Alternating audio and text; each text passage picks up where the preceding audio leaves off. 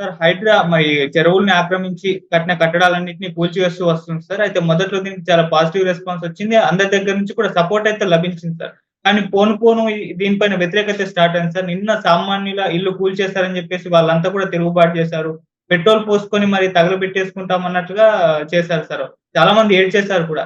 మరెందుకు దీనిపైన ఈ రకమైన వ్యతిరేకత వస్తుంది? హైడ్రా పైన ఎంటర్ ఇప్పుడేం చెప్తారు సార్? సామాన్యుల ఇల్లు కూల్చడం పైన మీ ఒపీనియన్ ఏంటి?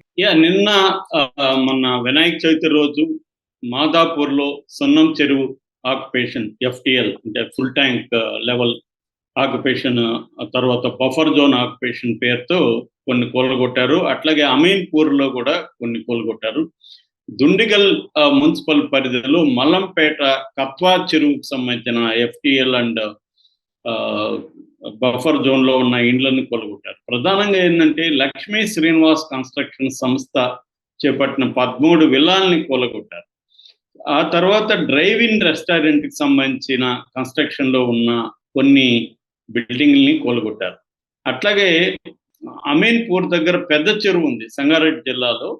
ఆ పెద్ద చెరువు దగ్గర సర్వే నంబర్లు 323, 324, 329లో ఉండే కాటసాని రాంభూపాల్ రెడ్డి, ఈయన గతం పాణ్యం ఎమ్మెల్యేగా ఉన్నాడు ఇంతకుముందు. ఆయనకు సంబంధించిన బిల్డింగుల్ని కూలగొట్టారు. సో వినాయక చవితి రోజు ఒకవైపేమో పెద్దవాళ్ళు కూడా కూలగొట్టారు, రెండో వైపు పేదవాళ్ళ షెడ్లు కూలగొట్టారు. దాదాపు ఈ అమీన్‌పూర్ పరిధి కావచ్చు, లేకపోతే మాదాపూర్‌లో ఉండే సున్నం చెరువు దగ్గర కావచ్చు, దుండిగల్లో మల్లంపేట కత్వా చెరువు దగ్గర కావచ్చు, ఇక్కడంతా కూడా కలిపి దాదాపు 40-50 చిన్న చిన్న షెడ్లేసుకొని పేదలు ఉంటున్నారు అక్కడ. సో వాళ్ళు కూలగొట్టేసరికి ఒక మహిళ, ఇంకొక అతను మగవాడు, ఇద్దరు కిరోసిన్ పోసి మేము చచ్చిపోతాము, ఎందుకంటే 30 ఏళ్ళుగా ఇక్కడ ఉంటున్నాము, మా ఇల్లు కూలగొడితే మేము ఎక్కడ పోయి ఉండాలి, అసలే వర్షం పడుతుంది, పిల్లా జిల్లా తీసుకొని మేము ఎక్కడ బతకాలి అని వాళ్ళు ఏడుస్తూ మేము చచ్చిపోవడమే బెటర్ అని కిరోసిన్ పోసుకున్నారు. తీవ్రమైన ఆందోళనకి దిగారు. సో దీనికి పోలీసులను పిలిపించి వాళ్ళందరినీ అదుపులోకి తీసుకుని పోలీస్ స్టేషన్కి తరలించిన సంఘటనలంతా కూడా విజువల్స్ చూసాము. మామూలుగా రంగనాథ్ కానీ ఇటు రేవంత్ రెడ్డి కానీ మేము ప్రధానంగా పెద్దవాళ్ళ జోలికి వెళ్తాం తప్ప పేదల జోలికి వెళ్ళము, మిడిల్ క్లాస్ జోలికి వెళ్ళమని క్లియర్గా చెప్పాడు రంగనాథ్. ఏవి రంగనాథ్ అనేక ఇంటర్వ్యూల్లో, టీవీ ఇంటర్వ్యూల్లో కూడా ఇదే ప్రశ్న అందరూ ఆయన అడిగారు.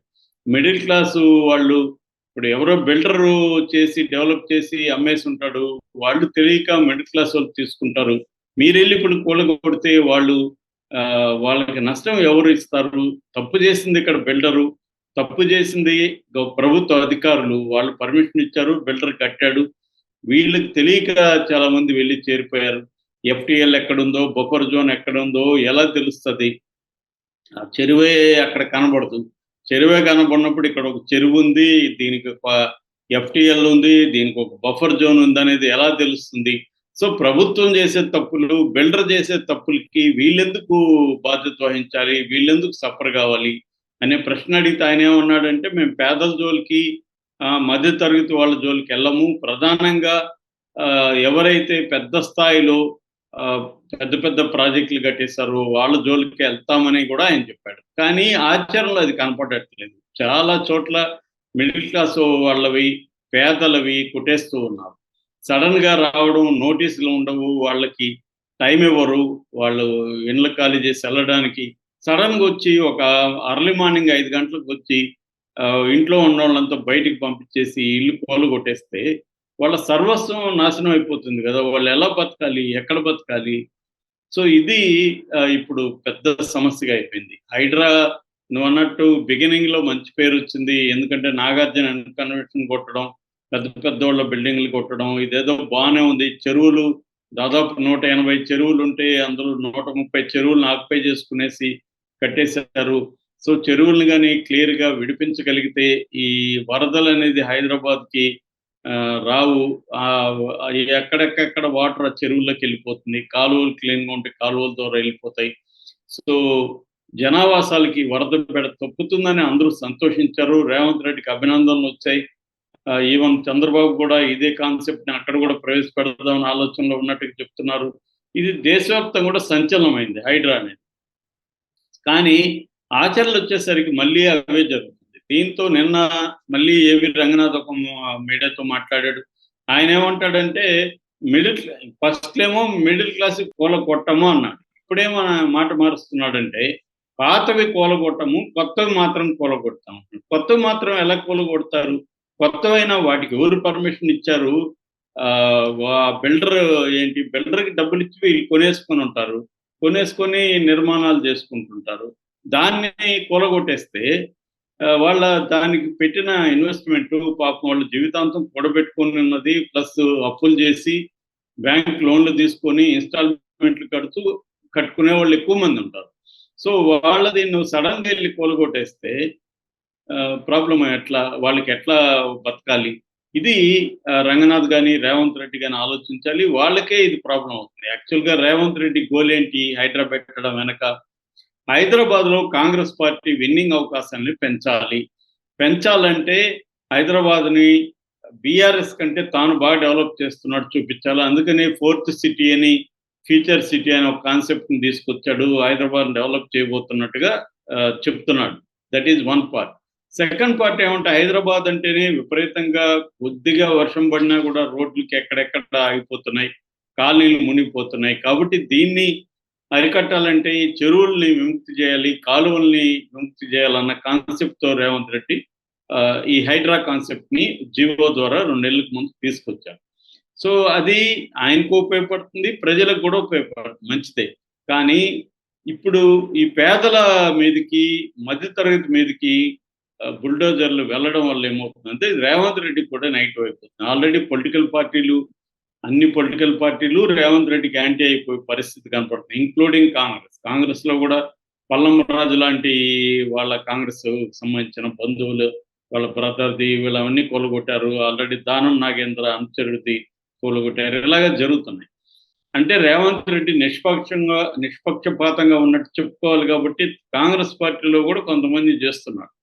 సో దీనివల్ల ఆయనకి ప్రజల్లో మంచి పేరు వచ్చింది. పొలిటికల్ పార్టీలన్నీ కూడా యాంటీ అయ్యాయి. కానీ ఇప్పుడు ప్రజల మంచి పేరు కూడా పోతూ ఉంది వీళ్ళు చేసే కార్యక్రమాల వల్ల. ఎందుకని ముందు నుంచి చెప్తున్నా వాళ్ళకి ఒక ప్రయారిటీ ఉన్నట్టు కనబడట్లేదు.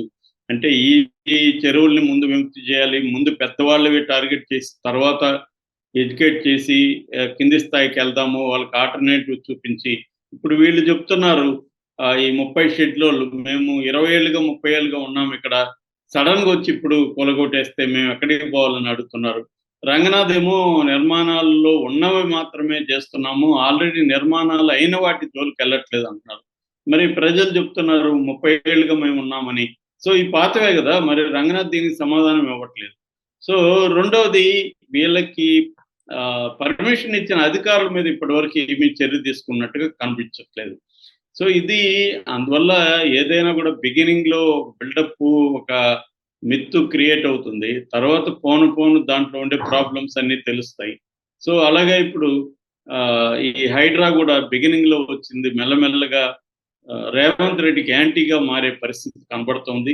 ఏదేమైనా వీళ్ళు ఇంకోటేందంటే వీళ్ళ మధ్య ఈ హైడ్రాలో కూడా సమన్వయ లోపం కూడా కనబడుతుంది. అంటే ఎవరి ఇష్టం వచ్చినట్టు వాళ్ళు పోయి చేసేస్తున్నారా?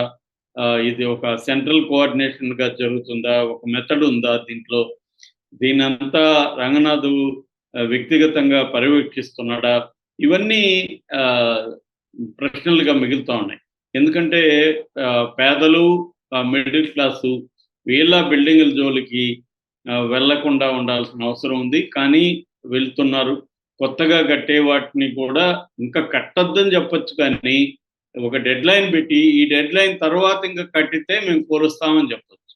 అప్పుడు కట్టేవాళ్ళు కూడా దీని మీద వాళ్ళు కంప్లెయింట్లు ఇవ్వాలి. రెండోది ఏంటంటే ఇలాగా ఎక్కడెక్కడ బఫర్ జోన్‌లు ఉన్నాయి వాళ్ళకంతా నోటీసులు ఇవ్వడం ద్వారా వాళ్ళు ఆ బిల్డరు లేకపోతే వీళ్ళు ఎక్కడి నుంచి కొన్నారో ఆ డీటెయిల్స్ అంతా కూడా హైడ్రాకి ఇవ్వడం ద్వారా హైడ్రా దాంట్లో ప్రభుత్వ అధికారులు ఆ బిల్డర్ మీద చర్య తీసుకోవాలి. అంతేగాని పేదలు కొన్న వాళ్ళ మీద చర్య తీసుకుంటే ఎలాగా?